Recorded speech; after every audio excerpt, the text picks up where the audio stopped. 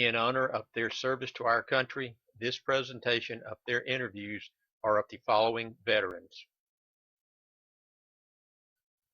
William Henry Lee, James Kenneth Lee, James Claude Thompson, Jr., William Henry Lee, Jr.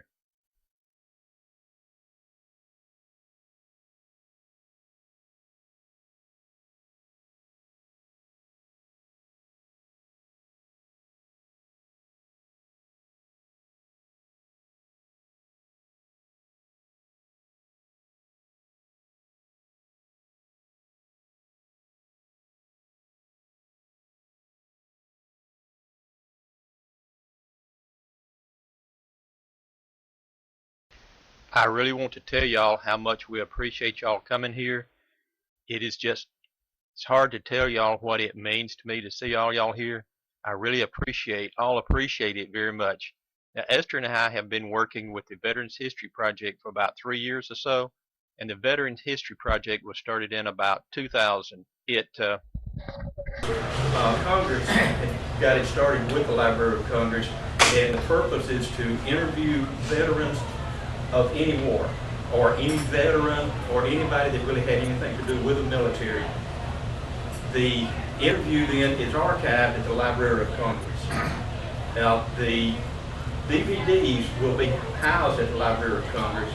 If somebody wants to go up there, you can check it out and look at it. The text of the interview will be on the internet on the Library of Congress.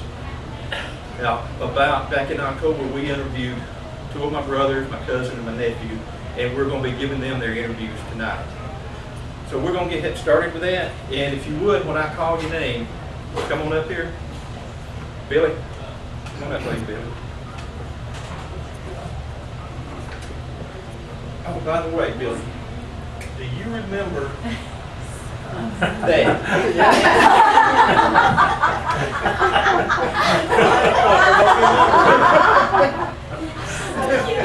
You want to tell them about when you... I was in the thing, I've been there alone with like 3 stripes, and I had a little uniform for my baby brother. It used to fit.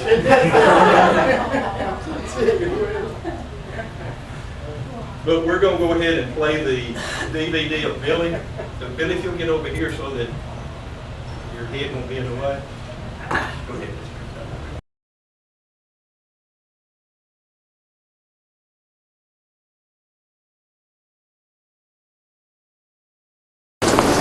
Well, I was born in a little town of Durham, Mississippi, and it was a home delivery, which is rare these days.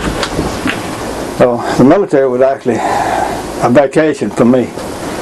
But I actually, which I don't think my brothers know this because they're swabbies, I wanted to join the Navy.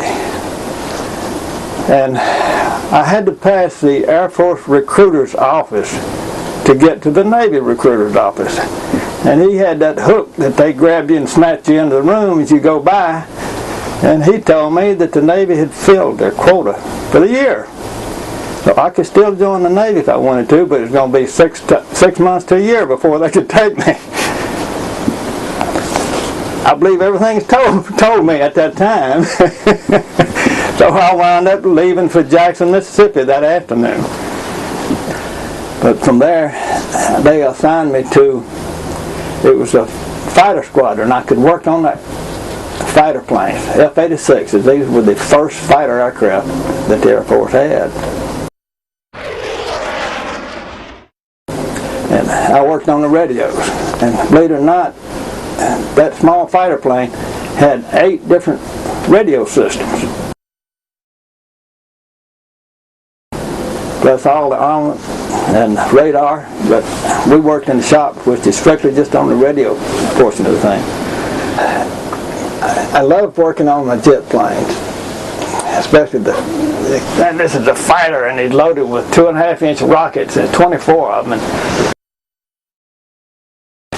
But when we were in Yuma, Arizona for our competition, we were living in tents and we were working out of tents because we were a mobile unit that had to be able to move anywhere in the world at just a moment's notice, and we were self-contained and could do anything up to a point to keep our airplanes running. We were on the back side of the field, and if we wanted supplies, we'd have to get on a tug, which is that tractor-looking thing that pulls the aircraft around. And we'd have to get on them and go down to the field maintenance where the shops, the permanent quarters were for the shops and the materials are. Well, one day we were going down there, and it was cold weather, it's in February. And at night it gets cold in Arizona, February. But this tug is made with fenders and running boards so that several people can get on at the same time. Well, several of us were on going down there to get coffee and to get some supplies for our maintenance work, as one of the fighter planes from another outfit was taking off down the runway. And as soon as he got part of the way down the runway, he started making a weird noise, and this black smoke was just billowing out of the back of this plane. But he was going too fast and too close to the end of the runway to stop, so he had to try to take off. There was a housing project immediately at the end of the runway, and he went over the housing project. But rather than taking his plane on out in the desert and ditching it, because he was in terrible trouble, he tried to circle around and bring it back to the base and save his aircraft.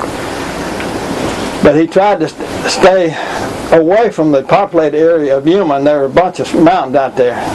And he actually crashed into one of the mountains trying to save the people and save his aircraft too. We watched him die. But the thing that was funny about it, we're standing around and you can smell the smoke immediately. But it had just happened, so he's miles away. How could we smell the smoke?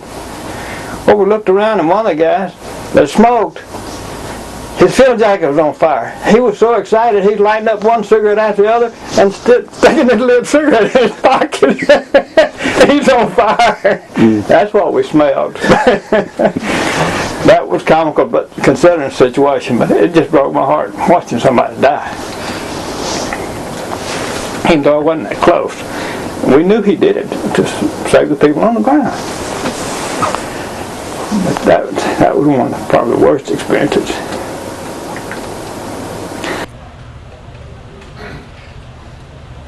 Greater love has no man than to give his life for his friend.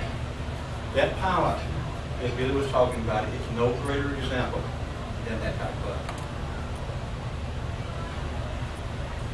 William Henry Lee, how long were you in the Air Force, Billy? 4 years? Jenny, you want to present him with his copy?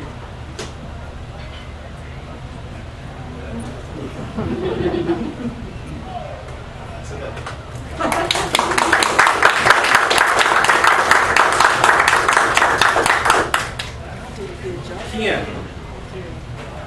come on up, Ken.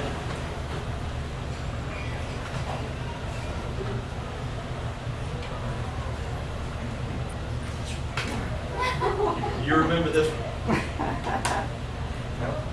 I do. Ken gave this to me when I was in my late teens, somewhere around there. I used it a lot until I knocked it off the table and broke it. But I glued it back together and I've got it in my little collection. Careful. On one side it says, I don't always sit, sometimes I lie. On the other side it says, Roho Philip Lee.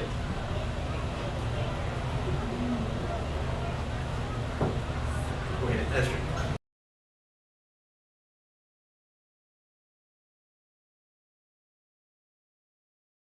And I'm starting out with my full uniform, but I'll just take my hat off here so it's a little bit more comfortable.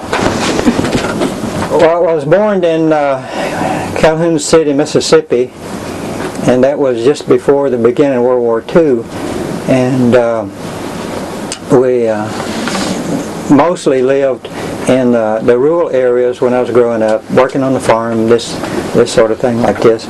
And I decided one day that I wanted to join the service, so I went to the Navy recruiting office, and there, in the Navy recruiting office, they had this big chart that shows all the ratings that the Navy offers. And I'm a mechanic by trade simply because of growing up on the farm, working on machines and working with my father and my family like that. So I wanted to be an aircraft. Listen, aircraft flying around here. And, Navy aircraft. yeah. I don't know if you can pick this up, but just as an example, I have a picture of the icebergs that we would go out and identify to track, and you'll notice that typically this is how an iceberg is. It's only about 1/10 of it above water. Sometimes we'd see icebergs like this that would have 100 or more feet tall, that much ice out of the water. So below, that means that it could be 1,000 feet down. So some of the icebergs that are floating out there are quite large. And one more picture of an example of on an ice patrol where we're in the aircraft here, and here's some icebergs out there. And then you probably cannot see it here, but way in the background there's a little ship. The Coast Guard would also keep ships out at different stations throughout the North Atlantic. And there was one time on one patrol where we had a mail delivery. We were given a mail bag to drop mail to one of the Coast Guard cutters up in the North Atlantic. So we made a low pass in the P2V. It was quite common that sometimes we're flying 50 feet. So sometimes we're even below the peak of some of the icebergs. But anyway, we finally identified this Coast Guard cutter, and we flew over it to let them know that we were going to drop a mail bag to them. But when we flew over this, I couldn't believe that people could live on this, because this ship it was coated solid with ice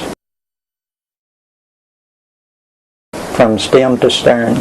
And they would have to have lifelines and things like this when they were outside the main deck walking back and forth. So we dropped a mail bag so they could have some mail, but they would stay out there for quite a while before they'd go into port. And sometimes we would have during our patrol we'd have engine problems, and we'd have to shut down an engine, and so we're flying with only one engine.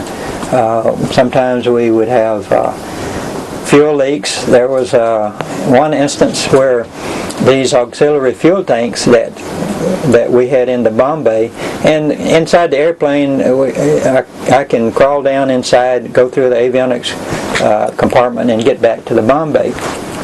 We had some fuel fumes, and it becomes dangerous inside the airplane when you begin to get fuel fumes, because with all the electronics and sparks and things like this, we could get a fire.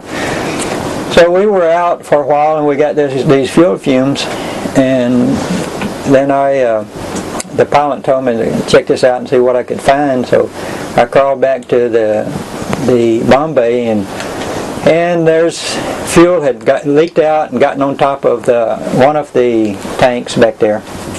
We always kept a big bundle of rags with us, because in a reciprocating engine like that, there's always oil leaks and this kind of thing. And not only that, inside the fuselage, not too far from the cockpit, was a 50-gallon oil tank. It's an auxiliary oil tank with a hand pump on it. Because the engines, these big reciprocating engines, would consume a lot of oil and leak oil, then we had a reserve supply inside, and pump oil out there.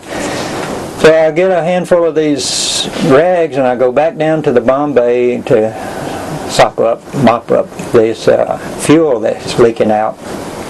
And while I'm back there, and of course this is in the middle of the bomb bay, and I'm over the bomb bay doors, and I heard for some reason the pilot decided to open the bomb bay doors to evacuate the fumes. And it didn't take me very long to leave that to get back into the avionics compartment. But anyway, the pilot, I guess before he got the doors open, realized that he had sent me aft. Now, what is a veteran? who at some point in their life signed a blank check made out to the people of the United States of America. This check was made up to the amount up to and including their life. That is honor. James Kenneth Lee served in the United States Navy. How long were you in the Navy, Ken? 20 years. 20 years? Thank you, ma'am. Ken.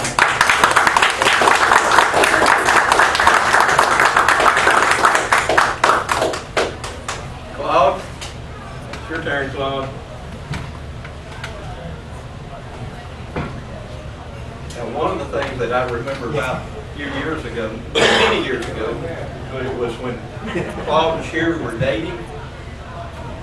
They were living in Montgomery, and I was a traveling salesman.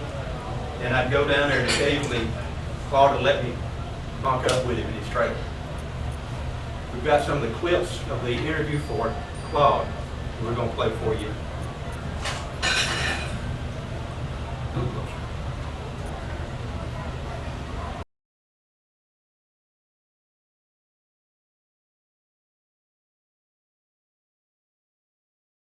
I was born in Fort Benning, Georgia, where my dad was a parachute instructor. I'd like to say several things about my dad, because he, if there is any good in me, it's because of Dad and Mother. They set such an example. Dad grew up during the Depression and spent a number of years in CCC camps because his father had been ill. He had an older brother that had polio, and several younger brothers that were trying to go to school. He went to Seaside, Oregon with the CCC camp, where they trained him to fight forest fires. Later, when he came back home, which is Marion, Alabama, he was drafted because of the World War II going on in Europe. He was shipped over fairly soon after some quick training to England, where he volunteered for jump school and to be a paratrooper because of the few extra dollars that he would make to be able to send back home to his mother. Somewhere during his years, over 3 years in actual combat is what they gave him credit for. He broke both feet in a jump, but refused to let anyone know about it and continued training and jumping and fighting. He was, I don't recall the name of his, or the unit number that he was in, but it was an airborne battalion that was used to do some softening up and spearhead jumps into all over a lot into North Africa, several times against Rommel. Also, he made a jump in Italy, North Italy, that was under German control, and only he and one other person survived the jump. He was behind lines by himself for almost a month. Attributed the wonderful training that he had in being able to survive alone behind enemy lines with patrols looking for you. My first basic training was in Lackland Air Force Base, Texas, and went from there for the Inventory Management School to Lowry Air Force Base in Denver. I understand it's closed down now. Where I had some pretty in-depth training. I thought it was an excellent course. I learned a lot. Went to a permanent duty station in Charleston Air Force Base, South Carolina, where during the Vietnam War it was a horrendous operation moving supplies to Vietnam and really to all over the world. Every time you blinked your eyes, a C-141 would either be taken off or landing.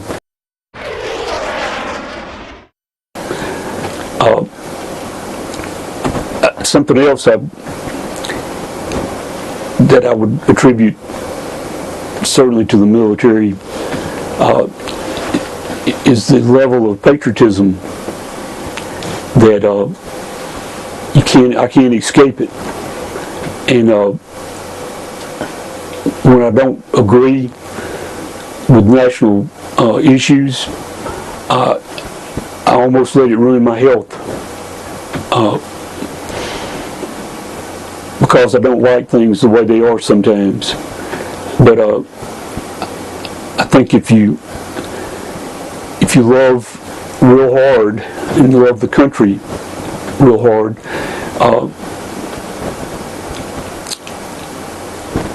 it's not only did it have that greatest generation, but it's the best form of government that's ever been devised and has ever happened in the history of the world. Mm-hmm. Yeah. And she deserves only our best. Now, this is part of a song, and I'm not a singer, so I'm not going to try to sing it for you. Because we're proud to be Americans, where at least we know we're free, and we won't forget the men who died who gave us this right. And we'll gladly stand up next to you and defend her still today, because there ain't no doubt we love this land. God bless the USA.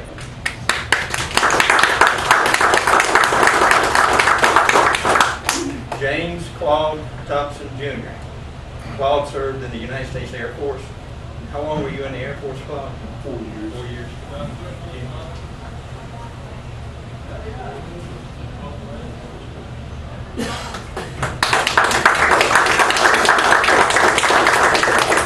I think there is one more. Doesn't have to be.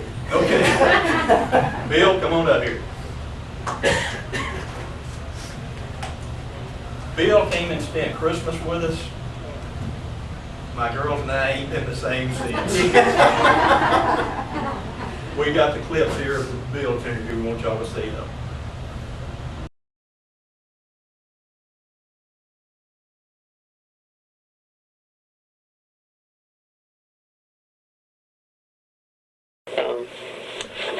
Well, I was born in 1962 in Mobile, Alabama, and I grew up sort of as a half-breed. Everybody called me half hillbilly and half Yankee. And I happened to be walking through downtown Sarajevo one afternoon, and there's big apartment, high-rise buildings all over. And everybody had those satellite dishes. And I happened to be walking by one that happened to be just directly across from the embassy. And I looked up, and one satellite dish out of the thousands that were up there seemed to be pointing straight ahead. It was pointing at the embassy, and which ended up, they were Iranians. They would shoot the microwave from the satellite dish. And the embassy asked me to take one of our engineering security officers over, and I was to investigate the apartment. So the apartment happened to be just like a couple of stories up, and it looked empty, so I had Dexter on watch down below. So I went up to the apartment, got in there, and I found their equipment in one of the back bedrooms right off the balcony. And as I was doing that, and apparently Dexter was asleep at the wheel. And he never notified me that the occupants of the apartment had returned to the building. So as I was in there trying to catalog their equipment and figure out what was going on, they come in through the front room, and my only exit was out to the balcony. Well, as I was going out to the balcony, they heard me, and they come running back there. So I dropped to the next balcony, swung down and dropped. Then I dropped down to the ground, and they started yelling at me. So I started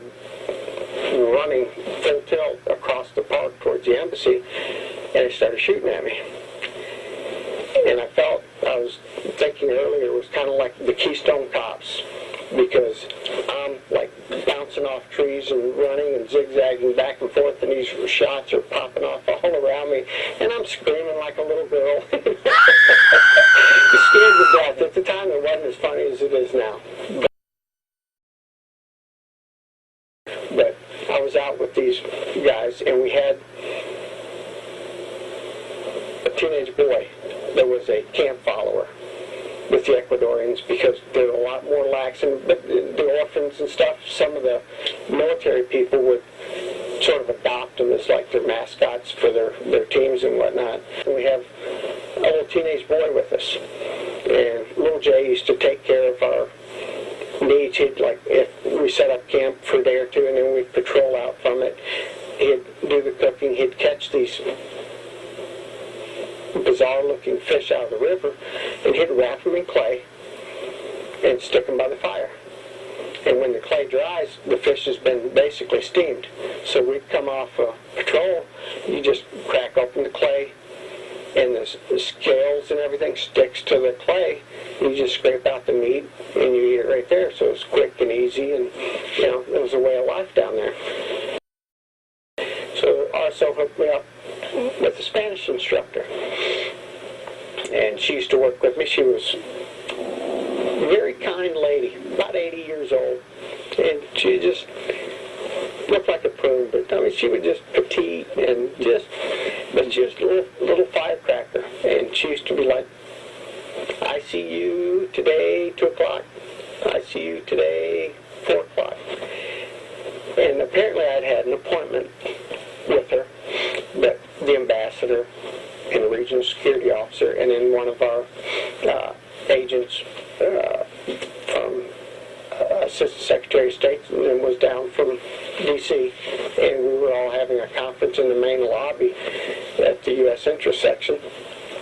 And I'm standing there and I'm giving them a little spiel on the security and how I'm, you know, what I'm doing for technical and physical security for the place. And as I'm giving these uppity-ups my speech,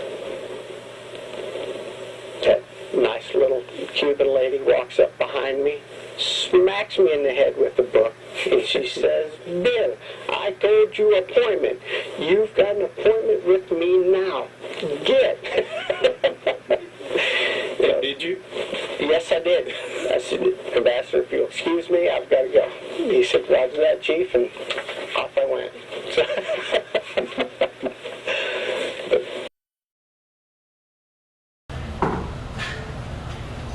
See, this one says, it's the veteran, not the reporter, who gave us the freedom of the press. It's the veteran, not the poet, who gave us the freedom of speech. It's the veteran who gave us the freedom to demonstrate. It's the military who salutes the flag, who serves beneath the flag, and whose coffin is draped by the flag, who allow the protesters to burn that flag. And I also say that it's the military right now that are keeping those freedoms for us. William Henry Lee served in the Navy. He is a CB. He also spent some time with the State Department. How long were you in the service, Bill? 21 years. 21? Jeannie, would you give Bill this DVD?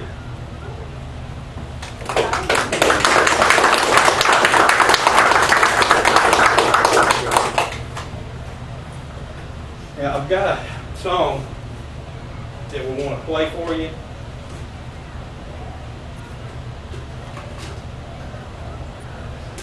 Now, are there any currently serving military people here? Any more veterans that... Oh, okay. Sterling doesn't count. Are you ex-military, Sterling? No, sir. I joined the military, but I didn't go make it. Well, this song's for all of you. Reporters on TV show protesters in the street. Someone burns a flag to show just how they feel. Well, I just can't believe my eyes spit on the stars and stripes. How can anyone feel that way for real? So if no one's taken time to tell you lately, here's a message that you should be hearing daily. Thank you, Army troops in tan and green, Navy, Air Force and Marines. Thank you, doing what you do for the red, white and blue. Thank you, every time you take time off, just to keep us safe from harm and to keep this country free. Thank you, thank you.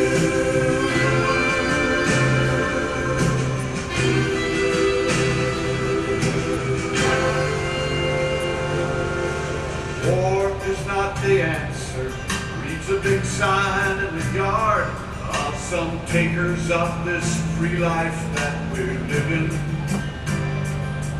Now we all have a choice, right to raise our voice, but what about those brave hearts out there giving?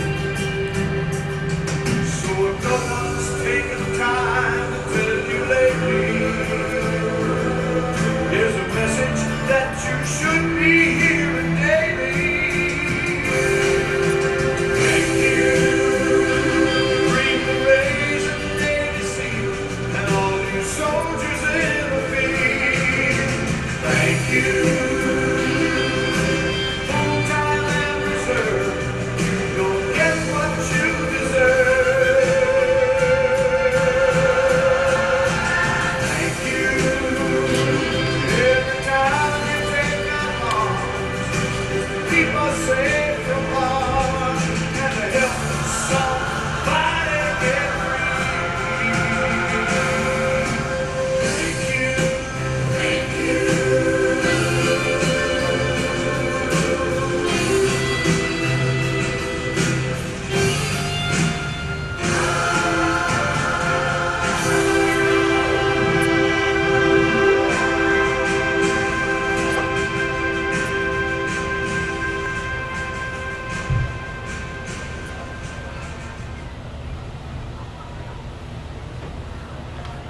And Esther's got to come up here and get her computer set up, because we've got a few more little things to talk about. But I want to tell y'all something about this song. Now, we've been doing the presentation similar to this. We've probably done 6 or 8 of them. The church that we go to is a pretty good sized church. So the room that we've been doing it in is a little bit bigger, a little bit cooler. There were around 300, maybe a little more people at this particular one. We had gotten together with the choir a couple of weeks before, and we had kind of worked together, rehearsed. Whenever Ray Stevens said that thank you, then the choir that was kind of scattered out in the congregation and the crowd were going to chime in with thank you. Bigger place, I got this microphone like this, and so I'm going to sing with them. Got to it, and I went, thank you. I was the only one in the building that said anything. Yours loud too. You had to be there. But I kept it up too. Well, that church has some of the sturdiest walls of. Yeah. But remember Jeremiah? Yes, ma'am. But we've been doing it with the Veterans History Project, and we have interviewed around 50 people now. And it's a big deal to these interviews, and they're being archived at the Library of Congress. And all 4 of these videos are archived now, and they're actually on the internet. And you can go to the Veterans History Project, and it's loc.gov/vets. And in order to find somebody, go up here to the search area, and if you put my name into the search area here, and then drop down to the name of interviewer, and hit go, the interviews that I have conducted personally will show up there. Because most of the interviews, I've been behind the camera, Esther's been on the computer, and we've got a commander from the Navy that comes in and handles most of the interview itself.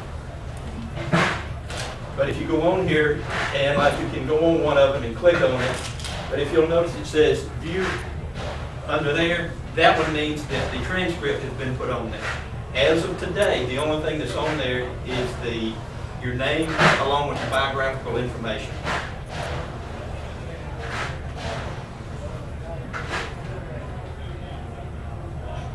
You can also, under the interview, put your name in there and it'll pop up, or you can put anybody's name. You can search by name, rank, where served, just a lot of different ways you can search. Now, since Esther and I have been working with the Veterans History Project, there's a Dr. David McCoy, who is a doctor at the Veterans Hospital downtown Nashville. He found out about us, and he had been trying to get a museum started. Had been working on it for years, and they were having a board meeting, and he asked Esther and I to come to the board meeting. And the name of the museum is Museum of the American Military Experience. So we went to the first meeting and talked to the whole board about what we were doing. They then invited us to be on the board. So Esther and I are now on the board of this particular museum. And I was doing my own web page, and they had been saying they were going to get a web page put together, but they never got to it. So I volunteered, so I've been working on this web page. But you can go to all of this, and one of the things I want to really mention to y'all, the reason I wanted to do this, we go to videos. What we're doing is I'm taking clips from the veterans and just posting it on here. We've only got 3 so far, but on this first one, if you click on the top one,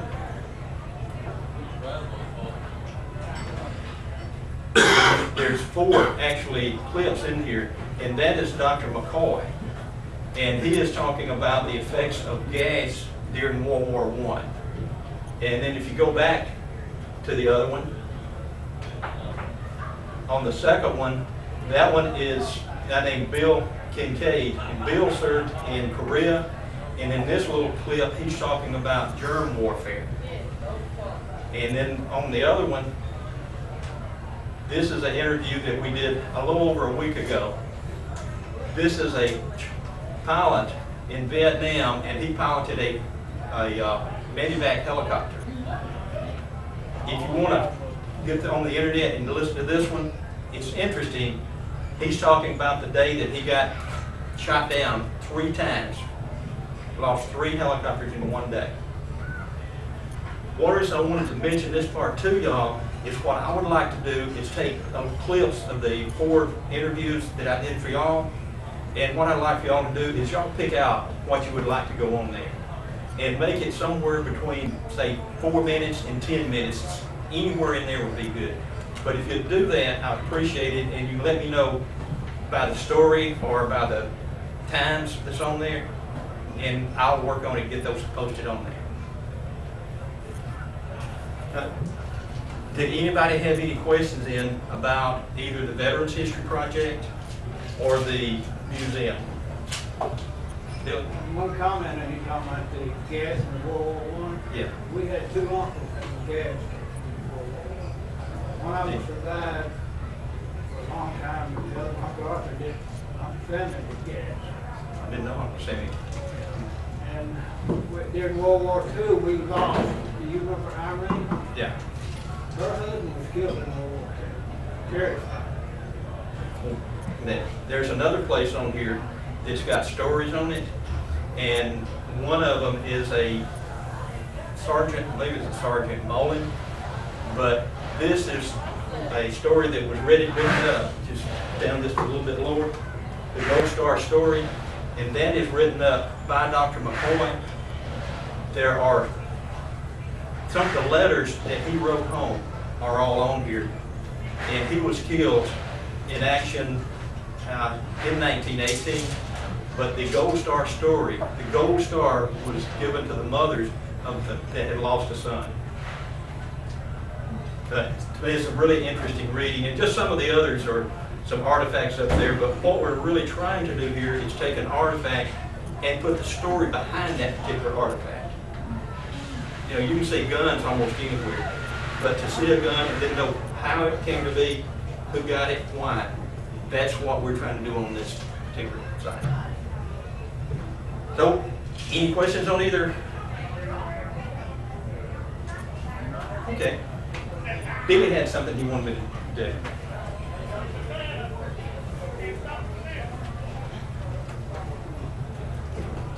Lynn, if you and Jerry come up here, man.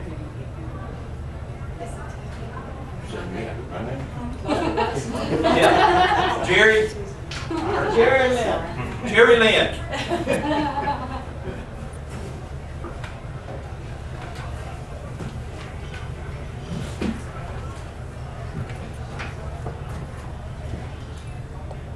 I think y'all's father served in the military. What service was he in? Air Force. Air Force. And how long was he in the Air Force? During World War II. Okay. Billy asked me to present this. It says, this flag was flown over the United States Capitol in memory of Theron R. Petway, and is presented to both of you. Thank you very much. Appreciate it.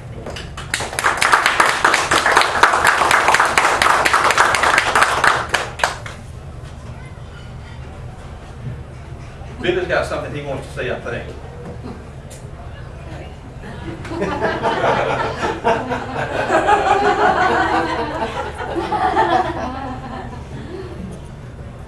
Are you enlisting? Yeah, I can't talk. Can't do up here. Me? Yeah, give somebody your camera. I'm busy. We need you. I'm not enlisting. I can't talk. It's always been like that. They've done so much for us. So that's pretty good. They're taking us away from being a number to we actually have a name. I'm no longer F2490908-743. What would you, Ken? 53107. Yeah. It's 986. Jerry, you know. Wow. Claude, 129-4473. that's 40 or 50 something years ago. I was assigned that number, but I'm no longer a number. And Philip, that's done so much. This is for y'all. Well, thank you very much, Billy.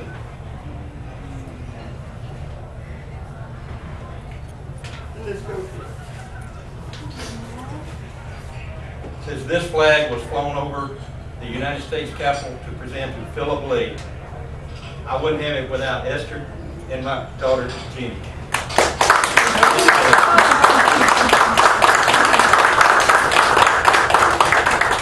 And all these veterans, we wouldn't be doing it. That's why we think the Veterans History Project that we're doing is not for us, but we're leaving something that's going to be there. As long as this United States is here, these veterans will have their story archived at the Library of Congress. You should tell my veterans. Oh, yeah. One of the veterans that we interviewed, name was Hogan. His first name? Been a while. Guy Hogan. He was from Mississippi, not too far from where we were raised. And we got his interview done, and this was kind of in the fall. His wife called us, probably a couple of months later, and said that if possible, they would like 3 copies of the DVD to give to their daughters for Christmas. We got those to him. He died, I think, a month before Christmas. So this little something we do, his daughters now have a DVD of his military. Again, we certainly appreciate all y'all coming here. It's just been a thrill to be here. I've enjoyed it. And I love every one of you. Thank you very much. Thank you.